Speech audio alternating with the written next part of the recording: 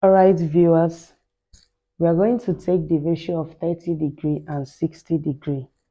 Of course, you know this is coming from special angles and trigonometry to be precise. Now, having understood the ratio of 45°, I want us to look at how to obtain the ratio of 30° and 60°. Now we say consider an equilateral triangle of equal sides of 2 units. In equilateral triangle, you should know that it is the type of triangle that we have all the sides equal. And if the sides are equal, it means the angles are going to be equal. Now let's draw an equilateral triangle. This is an equilateral triangle. We are saying that the sides are equal, which means, and we say we are taking the side to become 2 units. So which means each of the side is 2 units. This one is 2 and this is 2. And if this is an equilateral triangle, of course, the angles also should be equal. Having known that the sum of the angles, the interior angles of a triangle is equal to 180°, we are going to know that each of these angles give us the sum of 60°. As you can see, they give us the sum of 60°. Remember, we are talking about the trigonometric ratio of 30°, 60 and 60°. And you know it cannot work with this triangle because we should obtain a right angle triangle, because that is what we can use to obtain the sine, the cosine, and the tangent of these particular angles. So what do? What we do is just to bisect this triangle. In trying to bisect this triangle, we are having it that we are dividing the triangle into 2 equal parts. One, since we are dividing it, this place will no longer be 30°, will no longer be 60°. So here will be 30°. Here will be 30°.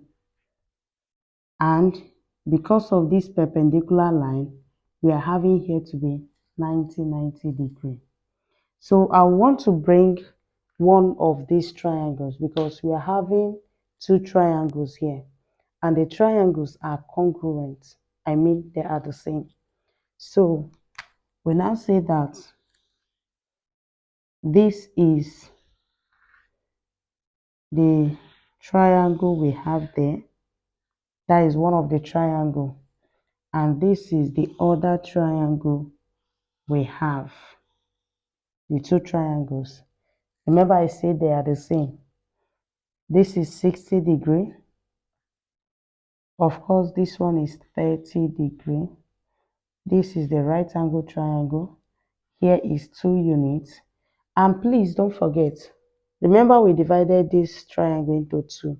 Of course, these 2 here will become 1 here and 1, making it the complete of what? 2, because 1 plus 1 gives us 2. So we share the triangle into 2 now. So here is 1. Then coming to this side, we have the right angle triangle. The right angle. Then here, we don't know this side. Here is giving us as 2. And here is giving us as what? 1. Remember, here is our 30°. Here is our 60°. Now we need to obtain the value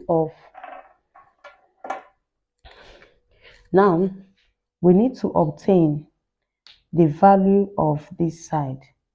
If we are considering 60, we call it the opposite. If we are to consider 30, it is now the adjacent. So we need to find the value of this place. So let's target to be y, or this place is y. So we are looking for y. What do we do to obtain y? You remember your Pythagorean theorem. Now we say in Pythagorean that the hypotenuse squared is equals to the opposite squared plus the adjacent squared. And our reason is what? Pythagorean theorem. So what is our hypotenuse square? Looking at this right angle triangle, we have 2 to become our 2 as our hypotenuse squared. So we're going to square 2. What is our opposite? Of course, if you are to consider 60 as the angle that we're taking, we are using this as our what? Opposite. Then if it is 30, 1 is the opposite. So whichever way. So we are taking y, which is our opposite, the one we don't know. Please let me remove this bracket. Then plus, what is the adjacent? The adjacent is 1, which is 1 squared. Now, 2 squared means 2 times 2. 2 times 2 simply gives us 4. We have 4 here is equals y squared plus 1 squared means 1 times 1, which is 1. So we have 1 here. So what do? We are going to collect like terms. So this number should come and meet the number here. And of course, if this is to cross this equality sign here, the sign is going to change. We have plus here, it will change to minus. So what we have is 4, this one crossing becomes minus 1 is equals to y squared. Now 4 minus 1 is giving us 3. Can you see? Now 3 is equals to y squared. We are not looking for y squared. We are looking for just y. So what do we do to obtain the value of y? We'll simply take the square root of both sides. So we are taking the square root of both sides. The reason is just to eliminate this square here so that y will be on its own. Therefore, our y is giving us root 3. Our y is giving us root 3. So I want to redraw the diagram to fix this root 3 that we just have here. So look at it. This is your right angle triangle. Remember the two triangles are the same, so I'm taking one. So here is our 90 degree. Here is our 60 degree. Here is our 30 degree. Here is our root 3. Here is our root 3. Here is our 2. And here is our 1. So, and remember, we don't forget our friend. You know, this SOHCAHTOA is our very good friend. SOHCAHTOA. So we should know that this is sine. Our sine of angle is giving us what? Opposite of our hypotenuse. Cosine of angle is giving us adjacent of our hypotenuse. Tangent of angle is opposite of our what? Adjacent. So let's take the first one, which is sine 30 degree. What is sine 30 degree? Sine simply means opposite of a hypotenuse. Now look at it. Sine 30, opposite. Wherever the angle is facing is the opposite. Then the hypotenuse is where the right angle is facing. So this is 1 over 2. Our sine 30 is 1 over 2. Then the next one is cos 30. Cos 30 is giving us, look at this, we have this as what? Cos 30 is adjacent of a hypotenuse. Now look up. If this is cos 30, this is the opposite. Automatically, the adjacent is root 3.